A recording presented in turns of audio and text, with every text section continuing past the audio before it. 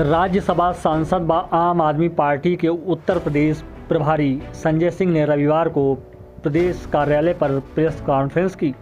Press conference में संजय सिंह ने प्रदेश की स्वास्थ्य व्यवस्था व लॉ एंड ऑर्डर पर मुख्यमंत्री योगी आदित्यनाथ से सवाल पूछे। साथ ही संजय सिंह ने प्रदेश सरकार की जल जीवन मिशन योजना की सीबीआई से जांच कराने की मांग की है। आपके प्रदेश प्रभारी ने योगी सरकार में जल शक्ति मंत्री महेंद्र नाथ सिंह पर आरोप लगाते हुए कहा कि उन्होंने 5 कंपनियों को 1500 करोड़ रुपए के टेंडर दे दिए। कोरोना की दलाली का मामला, मिड डे मील की दलाली का मामला, बच्चों के मोजे बस्ते किताबों की दलाली का मामला, स्वास्थ्य में दलाली, शिक्षा में दलाली, चारों तरफ दलाली और भ्रष्टाचार। और एक योजना अभी आई है, हर घर में नल, हर घर में जल। सुनने में बहुत अच्छा लग रहा होगा आप लोगों को। हर घर में नल और हर घर में जल, जल जीवन मिशन। हम लोग बचपन से सुनते आए, जल ही जीवन है। आदित्यनाथ जी की सरकार ने कहा जल ही दोहन है, इसमें भ्रष्टाचार करो, पानी में भी दलाली खाओ और भ्रष्टाचार करो। पानी पिलाना पुण्य का काम माना गया। और ये जल जीवन मिशन की हकीकत में अभी आपको बताऊंगा। योजना शुरू ही नहीं हुई, उसके पहले ही भ्रष्टाचार हो गया। गांव बसा ही नहीं, लुटेरे पहले आ गए। ये जल जीवन मिशन क्या है? 1,20,000 करोड़ की महत्वाकांक्षी योजना। विंध्य क्षेत्र में, बुंदेलखंड के क्षेत्र में, उत्तर प्रदेश के क्षेत्र में 1,20,000 करोड़ की योजना, जिसके माध्यम से घर घर में पानी पहुंचाने की योजना सरकार की है, जिसमें 60,000 करोड़ रुपए केंद्र सरकार और 60,000 करोड़ रुपए राज्य सरकार की ओर से दिया गया। और 1,20,000 करोड़ के बजट में यह प्रावधान बनाया गया कि इस प्रोजेक्ट की निगरानी के लिए, इस परियोजना की निगरानी के लिए थर्ड पार्टी इंस्पेक्शन होगा और उसका टेंडर होगा। यानी जो 1,20,000 करोड़ की योजना है, केंद्र सरकार के नियम था 0.4% पैसा उसके थर्ड पार्टी इंस्पेक्शन पे खर्च होता है। यानी कोई तीसरी संस्था उसकी निगरानी करे उस परियोजना की, उसके लिए कुल बजट का 0.4% खर्च होता है। केरल में एक योजना में इसी स्वच्छ पानी घर घर पहुंचाने के पानी की योजना में 0.2% पैसा थर्ड पार्टी इंस्पेक्शन में रखा गया। तमिलनाडु में 0.4% रखा गया। देश के अन्य राज्यों में नियम का पालन किया गया। यानी थर्ड पार्टी इंस्पेक्शन के लिए जो टेंडर कराया गया, जिन कंपनियों को टेंडर दिया गया, उनको कुल बजट का 0.4% पैसा उसके लिए अलॉट किया गया। लेकिन वारे उत्तर प्रदेश, आदित्यनाथ जी का प्रदेश, आदित्यनाथ जी का राज। इनके एक जल शक्ति मंत्री हैं महेंद्र सिंह, उन्होंने जानते हैं क्या कारनामा किया? इसमें थर्ड पार्टी इंस्पेक्शन के लिए कुल बजट का 1.33% पैसा अलॉट कर दिया और 5 अपनी चहेती कंपनियों को थर्ड पार्टी इंस्पेक्शन का टेंडर दे दिया।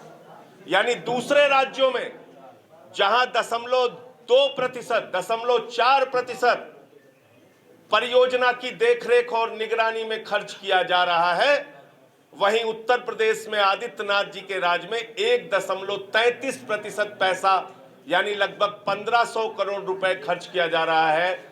योजना धरातल पर आने से पहले यह महाभ्रष्टाचार की योजना बन चुकी है। तो इसलिए मैं मांग करता हूं कि इस पूरे घोटाले की जांच सीबीआई से होनी चाहिए। उन्होंने कहा कि योगी आदित्यनाथ को केरल में जाने से पहले उत्तर प्रदेश को देख लेना चाहिए। उत्तर प्रदेश में हालत क्या हो गई है? एक प्रसव केंद्र पर महिला जाती है, प्रसव केंद्र बंद रहता है तो प्रसव गोदाम में होता है, प्रसव हॉस्पिटल में नहीं। महिला को अपने बच्चे का जन्म एक गोदाम में कराना पड़ता है। इसके अलावा ऑटो रिक्शे पर एम्बुलेंस नहीं आई, महिला को ऑटो रिक्शा के ऊपर प्रसव हो जाता है और बच्चे की जान चली जाती है। केरल में घूम घूम के योगी जी